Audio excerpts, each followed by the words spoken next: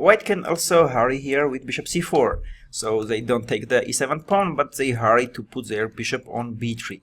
So bishop c4, here we can take knight d6, but after knight d6 the problem is that knight d6 they will just play bishop b3, and we don't have c5 resource because bishop c5.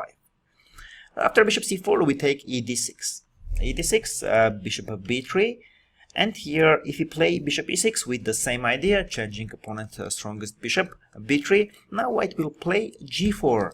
The difference is our pawn is on c6, he is not on c5, so we don't have knight d4 move. And after g4 we are having problems with d6, so we should go back knight d7, white can take d6, they can play h3, and also they can play f5. So we don't play here bishop e6.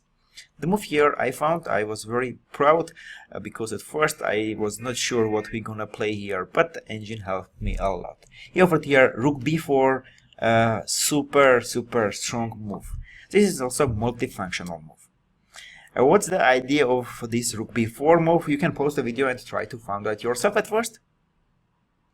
Okay, rook b4 has two ideas. After g4, knight is going to d4, a very strong place, and at the same time black want to take f4 pawn suddenly. So if white plays here some a3, we take rook f4, a free pawn, and after queen f4 we have bishop h6 move, and after bishop h6 white is losing their queen.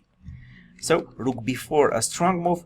If white plays here g3, protecting f4 pawn, we just play knight d4. So now our knight and rook are here very good, and white cannot do anything with these pieces.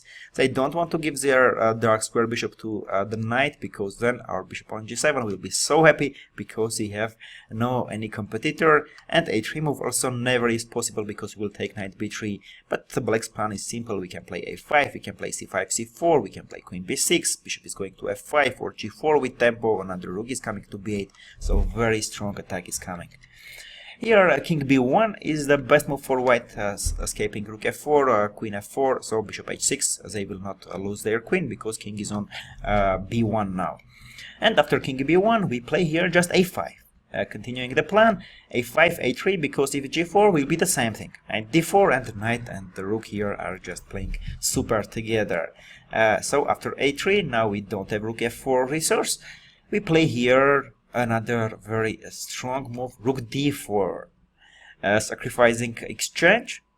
But now our bishop on g7 has no competitor, we change the opponent bishop on f2, and now bishop on b3 is also having problems. Next moves are coming: queen b6, bishop f5, rook b8, bishop on g7 is just monster. So black here has a full compensation for exchange, and in real they have here even a big advantage. So rook d4, a fantastic resource, and because of this line, bishop c4 move is not so great. Bishop c4, many things are here interesting, but e d6 is the best. E d6, bishop b3, rook b4, and I believe here white has problems. It's not a clear position, but black has here very strong initiative.